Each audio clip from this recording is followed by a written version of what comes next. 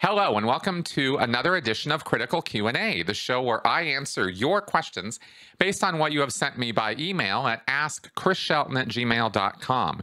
If you want to get me a question, email it to me there and I will get it into my queue. This show this week is the one that I was actually going to do last week, and catching up on some questions from last week because that had some technical issues and we ended up going live last week. I want to put a plug in for the podcast this week, Sensibly Speaking podcast. I hope you guys are subscribed to that. It comes out every Saturday, and that podcast this week has to do with Scientology, and specifically about personnel and some of the crazy policies and lectures that Hubbard gave on the topic of administration. And my friend Cyprian Ivanov and I sort of break this down, and he helps bounce some ideas off me and vice versa so that we can have a conversation about that. And I actually told some war stories and some pretty crazy stuff this week. So anyway, if you're interested in that level of the minutia of Scientology and what goes on behind the scenes, like what really goes on, nobody's ever really talked about the stuff that we talk about in the podcast this week. So like I said, I hope you guys will check it out. I also want to continue to plug my Critical Conversation show that we do every Friday night here live. And finally, I want to get on with answering your questions. So no more plugs. Let's get to it. Steve Wood. We all know that Scientology is toxic, and I cannot believe that Scientology staff members are delivering positive news every week. Surely they must get together and discuss the fact that they cannot get new members. Do you think it ever occurs to them now that their ability to attract new public is not going to get better? How do they reconcile their dismal results week after week? All right, Steve, thank you very much for this question, and it is a good one. First, I'd like to say that if you're talking about Scientology staff or Sea Org or people who are dedicated themselves to this cause, if they're still showing up, if they're still reporting for duty and doing the work, then the odds are they're in a headspace where they're convinced that it is going to get better. It does get a bit of a grind, I can tell you, being a staff member, week after week after week after week. And after a while, you're wondering, are we doing anything? And that's, in fact, why I joined the Sea Org, is because after 8 years of staff in Santa Barbara, I knew we weren't getting it done. And so I decided I needed to move up. Not everybody does that, of course. A lot of people move right out. They just go, this is for the birds, or I did my time, or I signed my contract. I'll fill out the obligation or the responsibility of it. But otherwise, I'm going to continue with Scientology. Everybody, who's in this thing is all there for Scientology. But as far as being the dedicated, deliverer of Scientology, the staff or the Sea Org, it does get rough and it does get dejecting, and you do feel like, man, are we ever really gonna bust through this? And this is why the semi-annual events, the ones that, they have like 6 or 7 of these things every year, are so important, because these are the booster shots. These are the shots of adrenaline that the staff and the Sea Org need in order to keep going. So those events are actually really crucial. And I believe that not having had these events over this last year and a half that we've been dealing with COVID, Scientology has suffered as a result. And they probably lost staff and probably lost people, public for sure. And of course, the exposure of Scientologists as criminals. I mean, we've got this, the chiropractors and the doctors and the various people who have been indicted and convicted of crimes. And we have Danny Masterson, of course, in the news. So Scientologists see that, or are aware of some of that, certainly. But as far as, how they keep going, or what is it that, do they ever think that they're, that it's ever, does it occur to them that it's not going to get better? No, that's the part where I would go, hang on, okay? Because as dejected and down, as bad as it gets and everything, remember that there's a few little, points of indoctrination. There's a few little points that the staff get to hold on to that keep giving them hope, okay? One, not all the staff and not all the Sea Org have been around forever, you know, and so some of them don't know all the stuff we know about the history of Scientology and about its rocky road and its lack of expansion over time. So they don't necessarily think the same way about it that we do, where it's just, you know, how can you just keep on with the grind year after year, right? There is that factor. Another factor is that you have a lot of tools and a lot of policies, a lot of pieces of tech that are staff specific, that are used to handle, debug, resuscitate, revitalize the staff and the Sea Org, of course. By staff, Sea Org, pretty much same thing as far as these tools go. You have audited actions, not just confessionals or sec checks. That's, you know, we talk about that a lot because it's such an abusive practice, but that's not the only tool in the toolkit. There is a division in the organizations called the qualifications division, and this is supposed to be a self-correcting area where people can go and get corrected and fixed up if they're not doing their job or they don't feel they're doing their job or they're running into issues or problems. And a cramming officer is a staff member who is trained to do this kind of interview and find out where the person's having trouble and narrow it down and get an exact piece of Hubbard advice or Hubbard methodology that will fix or address that situation and help the staff member out. And this gives a staff member the idea that they can keep going because they went, oh, I was doing this wrong. Okay, well, let me go fix that now and apply this policy correctly or do this particular method correctly, and then I'll get better results. And sometimes they do, and sometimes they don't, you know. But because Scientology is very hit and miss, you know, sometimes it seems like it produces a result, and sometimes it doesn't. And you can, you know, get into that kind of a situation where you're kind of desperate for a result and you can't seem to get one, and then you go and get corrected, and then you know, and then it looks like everything's fine. Until you run into the next brick wall, right? And this kind of cycle goes on. You also have the statistics and the condition formulas. And it was interesting because, you know, when I was a young Scientologist, sort of fresh off the boat, really. In fact, before I'd even joined staff, I did a course about the conditions, about all these formulas and statistics and how you figure out which condition to apply. Are you normal this week, or are you in danger, or is there an emergency? Or, you know, what steps are you supposed to take? And Hubbard has these all broken down.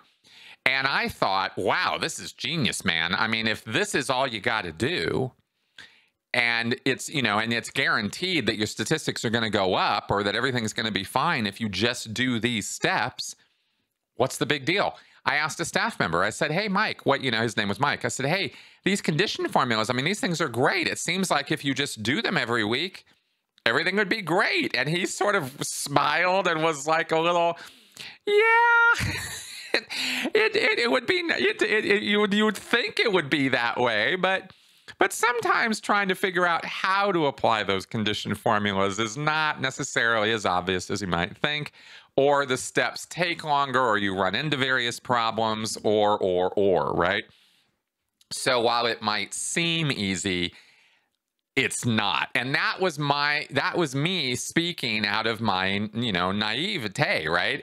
Because I then joined staff thinking, oh, look at all these tools, look at all this stuff, we have all this technology, look at all these books, look at all this material, it's going to be great, you know, there's so much potential and possibility here for me to realize. And then over time, you start realizing these condition formulas and these debugs and these crammings and all these tools and stuff can fix certain things, but they're not going to fix the fact that, you know, Scientology just doesn't produce results all the time.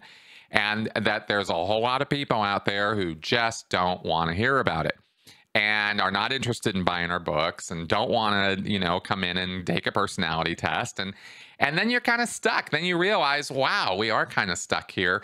And then you kind of accept, okay, we're only going to be able to do so much, right? Or I'm going to keep plugging away. I'm going to keep doing this because it's just, and here's, Steve, the ultimate final bottom line answer to your question, okay, is that you, as a staff member, as a Sea Org member, you get to a place where you go, well, look, maybe I'm not getting, or maybe we're not getting all the results or all the successes, and maybe it's not taking off the way Hubbard says it's supposed to.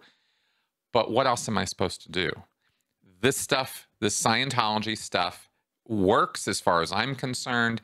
It's the only thing I see or know that's going to help anybody out of this mess, help people really spiritually in the real long run, you know, beyond the body, beyond this immediate life. This is the only thing that's going to help them. I mean, this is what they really, really believe. And they join staff, they join the Sea Org out of an honest desire to help.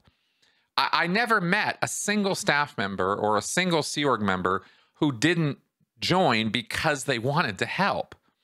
So, you know, it doesn't help, but that's what they want. And so they settle into the belief that even if it's just one person a week I'm helping, at least I'm doing that much. At least it's something better than nothing.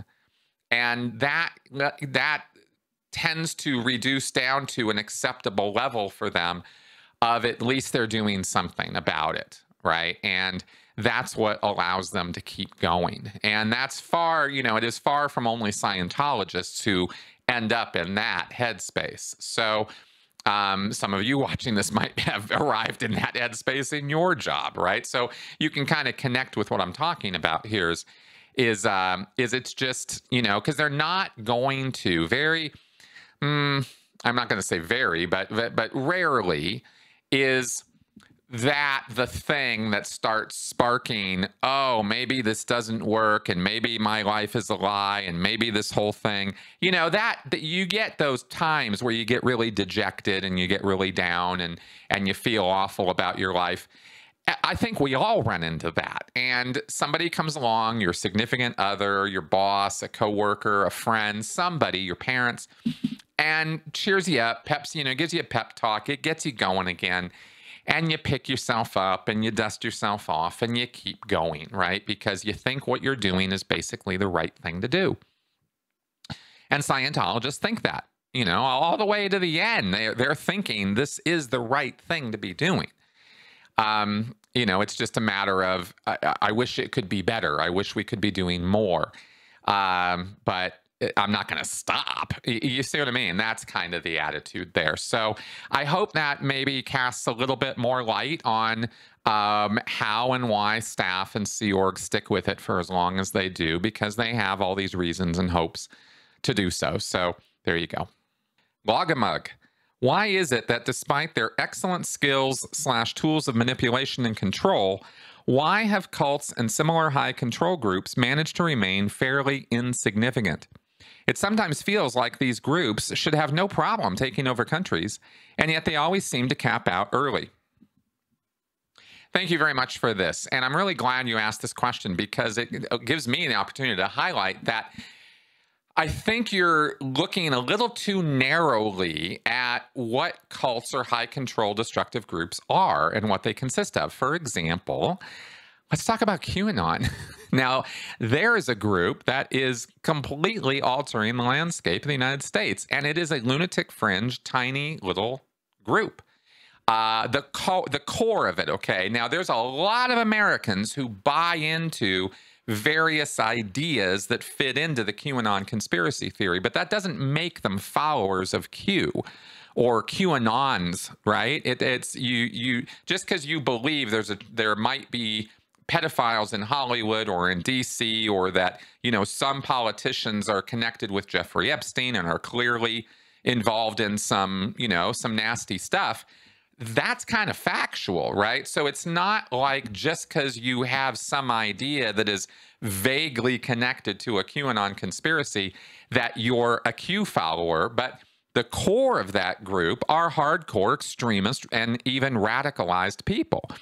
And that's a small little group, and they are having a tremendous effect on the United States and on the political landscape of the United States. Let's talk about North Korea. That's an entire country that is a destructive cult. It has been 3 generations of destructive cult ever since the Kim family took over that country. And they are now gods in that country. And, you know, they're not trying to take over the world, but who's the guy now? Kim Sung, whatever. That guy who's leading the country now, he ain't going anywhere, and he's got no idea that he's, you know, he's going to live a nice long life as a god figure running this country. You know, that's his goal, that's his ambition, and that's all he needs, that's all he wants, and that's kind of big. To get more specific to answering your question, most cult leaders aren't trying to take over the world. They're not supervillains in the Marvel universe, right? They are just trying to, in fact, a lot of them just kind of fell into what they're doing. It wasn't, you know, a plotted, premeditated sort of thing. They realize through the course of their life and through the opportunities that present themselves that they have the ability to manipulate other people, and that they have the ability to control or dominate other people. And using that and having a, you know, moral compass that swings kind of south, kind of evil, these kinds of people use those skills that they develop or go learn more about how to develop and use those skills in order to satisfy whatever needs they have. And those needs could be more sex, money, you know, right, finances, domination, just for the sake of dominating people or controlling people, just to get off on watching their antics and pulling their strings and sort of being a puppet master. That's kind of a power kick for a lot of people who get into this. But they don't want to do it to the entire world. That's too much like work. You know, these guys are an awful lot like your standard issue criminal. Pretty lazy. You know, criminals like the mafia, for example, are doing what they're doing because they don't want to go have a 9-to-5 job. Now, I'm not making blanket statements about every single criminal, so don't get me wrong here. I'm talking about like organized crime. I'm talking about cult activity. These kinds of people who do this kind of thing generally are not, and this is kind of interesting, but generally they are not really hard workers. They get other people to become hard workers for them, you see, and they are manipulating and controlling these people so they do their laundry, file their taxes, you know, do all the work that they don't want to do. And you see this in organized crime as well. Some of these people are actually incapable of holding down a regular job like you and I have done. They actually can't do it. And so so the criminality becomes their path of least resistance, and or a cult leader becomes the path of least resistance for the person. And it just happens to match up with their skill set and the opportunities in the context of their existence, of their life. So that's how it tends to actually start. You know, there's also situations where, like, let's talk about a martial arts dojo, and you have a sensei who starts a school. Well, he didn't necessarily start it with the intention of making it into a cult, but he finds that, you know, being in a position of power over people, this feels kind of good, you know, and then it gets, you know, master slave, this kind of thing. I mean, you know, things get out of hand kind of quickly, and before you know it, you got yourself a cult. So it can be premeditated, of course. I'm not trying to suggest it never happens through planning. Of course it does, but I'm also pointing out that it also happens through no planning, and that the people who get into this kind of thing are not necessarily trying to grow their group beyond, you know, 10, 20, 30 people. That's all they can handle, and they're happy dealing with that. And that gives them all the money, all the sex, all the power, all the control that they want. And they're satisfied. That's it. That's as far as they're going. Now, you get somebody like an L. Ron Hubbard. He wants to take over the world. He wants to slam his name into history. He wants to never, ever be forgotten. That was Hubbard's thing. That was the two things he seems to have been really trying to do with Scientology is fix his own nonsense, fix his own craziness that he knew he had, according to his own writings, and get his name, as he wrote to his first wife and said in a few places, slam his name into history, gain immortality. And he believed that occult methods and cult methods would be the way to make that happen. And he's been dead since 1986, and we're still talking about him. So, and he is one of the most, I think he's got the Guinness record for most translated author in the world. I mean, Hubbard's goals kind of were accomplished so far. And, and Scientology continues to exist. However, it is a shrinking thing because David Miscavige has different ideas. Miscavige isn't trying to really take over the world. Whatever Miscavige is trying to do, that's not what he's trying to do. He's using Scientology more to, satisfy his cravings, his whims. And I think he's more on the power trip. Hubbard was all about money, too. He was big on getting money. Miscavige is big on money. Actually, I think Miscavige is even bigger on money in some ways. Mostly for that safety and security. And of course, underlying all of this, for every one of these people, cult leaders, criminals, all of it, but especially the cult leaders, fear. Fear is what drives almost all of this. Fear of other people, fear of being dominated, fear of being controlled, fear of being hurt or abused or even killed. Right? These cult leaders are living in constant fear of that. And so they do what they do, for the most part, because it's kill or be killed, dominate or be dominated. I mean, they don't have real complicated, nuanced thinking going on when it comes to why they are doing what they're doing to people.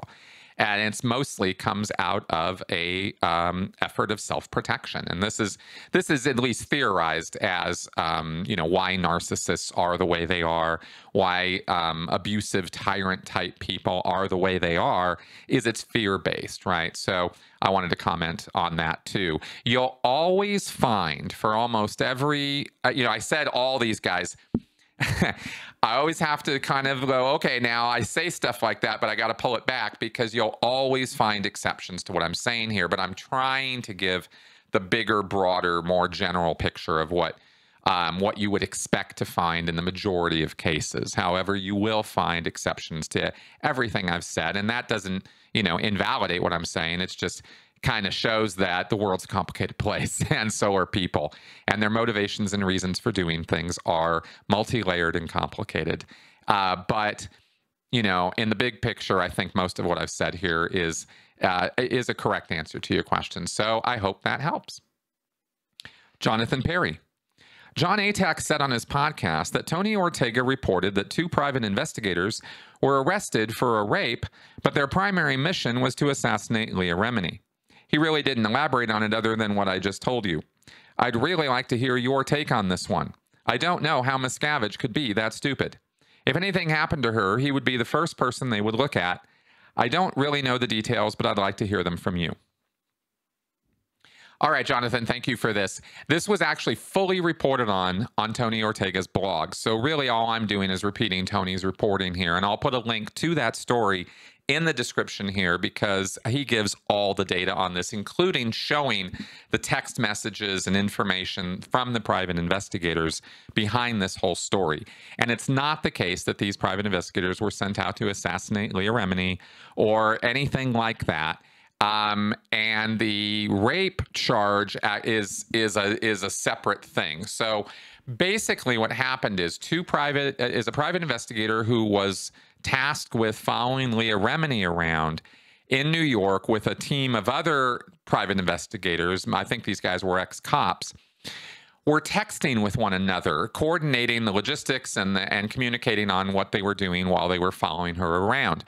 And those text messages came out in court records on a different case. The case had to do with these PIs following a woman who was the wife of a millionaire who I think was a candy maker or something. He was some guy who had a lot of money, was having his wife followed around because he suspected her of infidelity or marital problems. And apparently the wife, during the course of being followed around, these private investigators were charging the rich guy so much money. They were kind of taking advantage of his money. They ended up charging him like $8 million or some ridiculous amount of money for following his wife around for all this time. He didn't like that.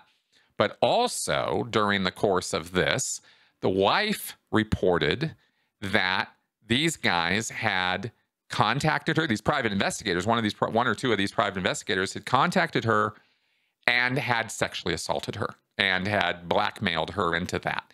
And they said that didn't happen. That's not what's going on. But that's what she said. And so there's filings and counter filings going on with that. And in the course of processing and dealing with that case and those sexual assault allegations, these text messages came to light from this other case these guys were working on. So these were two different matters. And you can see all the text messages and see all of this broken down by Tony on his blog and in a report he did for the Daily Beast.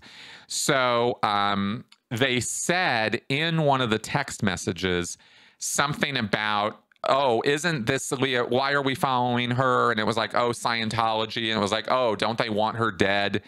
And it was just a random sort of comment made in a text. It wasn't, we're killing her, we're going to kill her, we're tasked with killing her. Nothing like that, okay?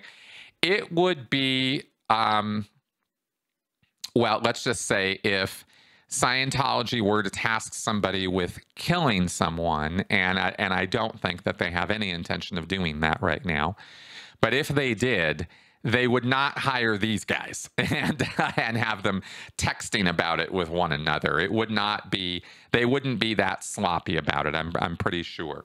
But even if they were, that's not the case here, okay? So that's what I can do to clarify that for you and sort of explain the context of the situation. It was a little complicated, and unless you really dug in and read through all the details, there were a lot of moving parts, and it seems a little weird. And so I understand why John or anybody could have misconstrued what the reporting said or what was going on. It's not a big deal. It's just it's not quite how it was presented there. Matt. Suppose somebody were to take their first steps into Scientology today. At what point would they be introduced to the concept of implants? This seems to crop up all over the place without ever being treated as a discrete subject in itself. Even when all the engrams have been cleared away and all the body thetans exorcised away, they are somehow still there, lurking in the background. They seem to fall into three categories. 1, current, this world abuses of power, psych ops, and so forth. 2, false ideas installed in us by the various extraterrestrial forces of old. 3, it's further implied that there will be a re-implanting of such ideas in the period after we die. Is there any explanation offered for how this is done? Who or what does the implanting? Where is it done? How is the thetan taken there? And what is the purpose of it? All right, Matt, thank you very much for asking me about this. Now, the fact of the matter is, I actually did write extensively about implants as a subject in my book, Scientology A to Xenu. So that is linked in the description to this and every single video I've ever produced.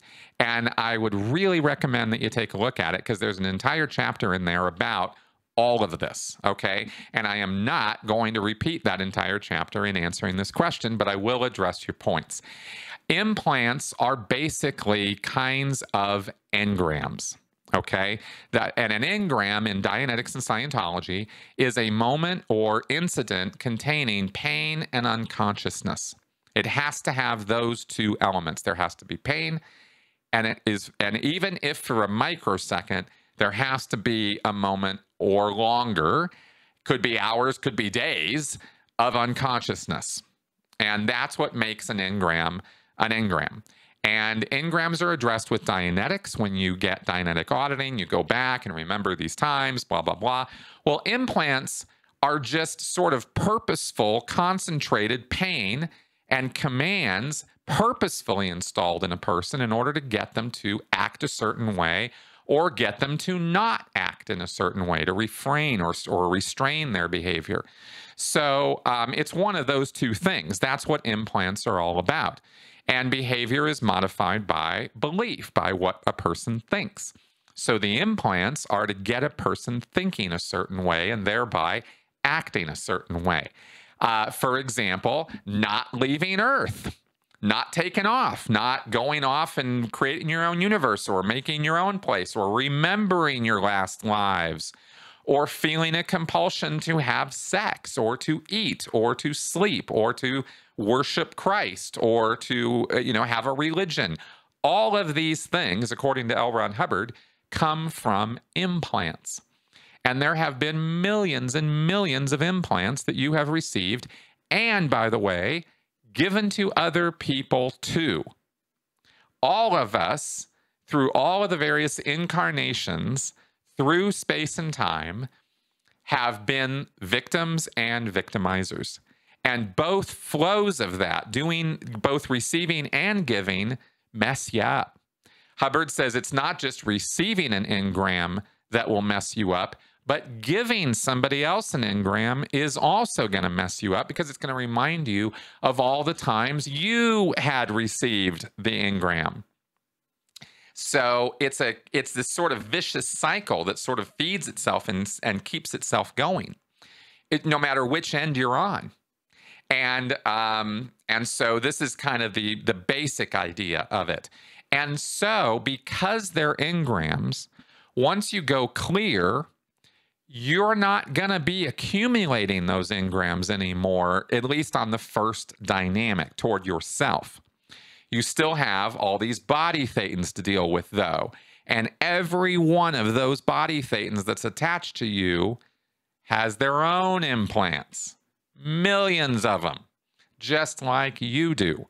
So the implant phenomena or the implant effect is compounded on you by all these body thetans that you're carrying around with you, that you have to exorcise, right? That you have to get rid of. And of course, that's what the OT levels are all about. So you're not done with implants even after you're clear, because you got to deal with all these body thetans. And the body thetans are kind of crazy, and their thoughts and your thoughts gel. They go together. You can't really easily tell the difference until you've gone through all of these OT levels. Okay, this is the theory behind all of this. So when you get up through OT level 7 and you've completed OT 7, all the body thetans are supposed to be gone. No more. It's just back down to you. Just you, the little snowflake, right? The little snowflake thetan. And you're clear now. And you don't have all these body thetans now. So implants will no longer actually have an effect on you the same way they used to. Because the only reason implants or engrams matter and are important, according to Hubbard, is because they accumulate. The later one relies on the earlier ones for its effectiveness. The earlier ones are the strong, heavy-duty ones. And the later ones are kind of, they could be strong, they could be heavy, but they don't have to be because they're re-stimulating or they're pulling up the charge, the mass, the problems, the stress from the earlier incidents, okay? But if you've gone through and erased all those and don't have that charge anymore, and you haven't accumulated all that, you're not carrying that around with you anymore. Jacob Marley let go of his chains, like, they're gone, right? From the Christmas Carol story, right? Like if he wasn't any longer carrying around the sins of his past, then he'd be free. He'd be woohoo. He could go do whatever he wanted to do. And if you came and tried to lock him down and implant him again, you'd have a much harder time because you're dealing with a much more powerful spiritual entity. Okay, so that's the idea, and that's how it is that Scientologists think that by going up the bridge, they're proofing themselves up against all these traps and all these problems that they've been dealing with all this time. This is why Hubbard says that Scientology is the thing that's going to free you from all of these traps. is it's going to empower you with knowledge and with auditing to get rid of the charge, so you no longer are compelled to repeat the commands of the implants that you've been given. And I hope all that makes sense. But that's kind of how Scientologists believe that they are becoming free of these implants. So I hope I'm clarifying here that implants are not different from the other kinds of things that people get audited on. And eventually, when you get up through OT level 7, you won't have any more of that. And the ability of the implanters to affect you will have been basically nullified. Unless, of course, you're a damn idiot and you forget it all again, or you just dive right in and try to get implanted again or something. I mean, you could do stupid stuff, but that's basically the idea. As far as who does it, where it's done, anywhere and everywhere. I mean, Hubbard talked about implant stations that existed in the Appalachian Mountains or in the Urals or the Caucasus Mountains. He talked about implant stations behind screens on Mars that make them, render them invisible. We can't see them or detect them. Same thing with Venus. I think he said there's some stuff on Venus. I think he talked about trains on Venus too, and whole societies on Venus. But Hubbard could always write this stuff off with, they have high-level technology that we don't have yet, so they're able to hide themselves or camouflage themselves, so we can't detect or see them, and that's why we haven't run into anything on Mars, even though we've sent, explorers there and have mapped the entire surface of the planet and that kind of thing. So, so that's kind of the deal with that. And I go into more detail about implants and about specific kinds of implants, because Hubbard has documented a lot of different kinds of implants. He talked about gorilla goals and airplane hangar goals, like, that you could get implants with goals implanted, He talked about helitrobus implants, and he talked about all these other things. I actually detail some of that in my book, but I'm not going to get into it here because I've already given basically the answer to the question. So anyway, there you go. Hope that helped. Maria. Hello, I vaguely remember you saying in one of your podcasts that if any Scientologist is convicted of a felony or misdemeanor that hurts their PR, in a real court of law that is, then they're kicked out / declared.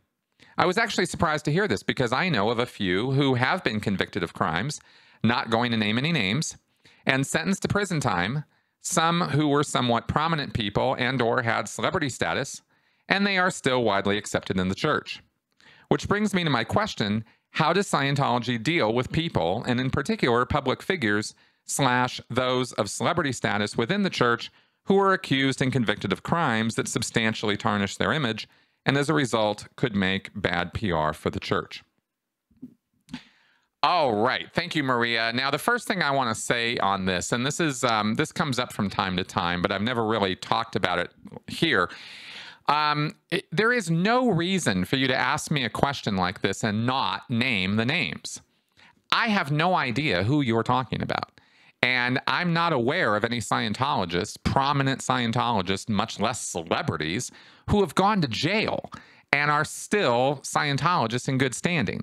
So you're going to have to clarify what you're talking about when you ask me a question like that. And you are going to have to name the names because I need the context. Otherwise, I'm sitting here going, who are you talking about? And I feel a little out of the loop and like, wow, I don't know if I can answer your question fully if I don't have all that data. So let me say that first off. Now, having said that, there is only one person I have ever seen in all of history of my connection with Scientology where a Scientologist, a former Sea Org member, but not a celebrity, nobody of any real status, no financial status of any kind. So he was really just a regular Joe Scientologist, ex-Sea Org member, who is in jail right now because he got caught in a child pedophilia ring and he was, soliciting a minor for sex, and he ended up in jail. And this was somebody I knew. His name was Yasha. And Mike Rinder reported on this years ago on his blog because we found out, oh my God, this guy's in jail, but his Facebook page was being kept up by his wife as though he wasn't. She, of course, was an ex-Sea Org Scientologist as well. So the church was trying to cover over this situation by not letting anybody know that Yasha was in jail, much less for what he was in jail for. Blew me away. I had no idea that he had any kind of such proclivities. And there you go. So that was an active cover-up where the church pretended, or the Scientologists here pretended, that it didn't happen and that there hadn't been anything like that. Now, I bring the church's name into it, even though I actually can't provide you any evidence that the church was actually behind the cover-up or connected with it in any way, to be honest. It could well be that his wife just kept up his Facebook page, for all I know, unless there are details I'm missing, but you can look that up and check it out. But even with that, I am absolutely positive, because the church's policies are crystal clear on this matter, that Yasha is never going to be doing Scientology again. He's not a whale. He's nobody of any financial resource. So there's no reason to give him a break or cut him some slack, or give him the benefit of the doubt. They might, but I can't think of any reason to. So the church's official position on him should be, you're out of here, buddy, and that's all there is to it, especially with those kind of charges. I mean, he was caught in a federal ring, of trapping people who are soliciting sex from minors. So it wasn't like there was some question about what he did. It was one of those kind of cases. But when you look at, Jay Spinoza or Reed Slatkin or some of these other guys, these guys go to jail and that's it. They're not connected with the church anymore because they're criminals. And the church doesn't want to associate or be associated with criminals. Now, Danny Masterson, they're on a big roll right now about how it's all a fake, it's all set up. He didn't do any of this. All these women are lying. Leah put them up to it. They're just trying to get money. So in that case, Scientology's official position is that Danny Masterson's innocent. And if he's convicted, we'll see if they change their tune or not. I'm pretty sure the church's name is going to get dragged hard on Danny Masterson during his trial. So I don't think they're going to be, if he gets convicted, I don't think they're going to be in a very forgiving mood about him either. But if you know of instances or cases where I'm wrong about this, please do let me know, because I want to just, I want to know more and I want to believe true things. And this is what I say about this is simply speaking from my experience. When criminals came along, we showed them the door. And if somebody was in Scientology and committing criminal acts and getting caught by the law, we showed them the door. We didn't keep them around. So again, just let me know. All right, thanks. All right, let's do some flash answers. Kevin Brockman. I know in that court case with Danny Masterson, there's a religious arbitration excuse Scientology is using because of something the alleged victims signed. Do I need to call Scientology and cancel some kind of contract to make sure that excuse doesn't get used on me ever? Well, Kevin, if you're planning on suing Scientology or going after them legally, then yeah, you probably should check that out. And you're going to have to get legal advice on that, because I am not a lawyer and I don't really know. However, what I do know and what I will recommend is that you actually write a letter of resignation to the Church of Scientology, and you make sure that they receive it. And that gets you legally off the hook for having to comply with or be considered a member of Scientology any longer. It actually does matter, and that that apparently has some kind of legal, influence or effect. It's not going to get you out of what the women who are suing Danny Masterson in a civil case, which is the case you're referring to. It's not the criminal case. It's a civil lawsuit. That case is held up on this religious arbitration thing right now, not because of anything they could have done or that they didn't send in their resignation letters. It's because of contract law. And so that's why I say you'd have to consult an attorney on that, because I really don't know. Kim McF. Every year I go to Dragon Con, a multi-fandom convention in Atlanta, Georgia. Every year I see a booth dealing exclusively in Hubbard's science fiction publications in the dealer's hall. It's pretty obvious that this is a Scientology outreach effort, and in your most recent Q&A, you mentioned that Scientology did in fact use sci-fi as a gateway to credulous people. So my question is this: what kinds of people do they have staffing these booths? Are they hardcore Scientologists who may be looking for possible recruits, or public Scientologists who are more plugged into the con scene, or something else? I recognize that you left Scientology some years back and are not likely to have the most current info on minutia like this, but I'd be interested in what you think is likely. Hey, Kim, thank you. And actually, I do happen to know specifically on this one because Bruce Goodman and the other staff who man these booths at Dragon Con or at the other sci-fi conventions are all staff. They are all Sea Org, I should say. They are all Sea Org members, and they are all working for Author Services, Inc., ASI. And that is the organization that is L. Ron Hubbard's literary agent. All of Hubbard's fiction works fall under ASI. They hold all the properties, all the copyrights, etc. for those works. And they are at the cons to publicize and promote those works.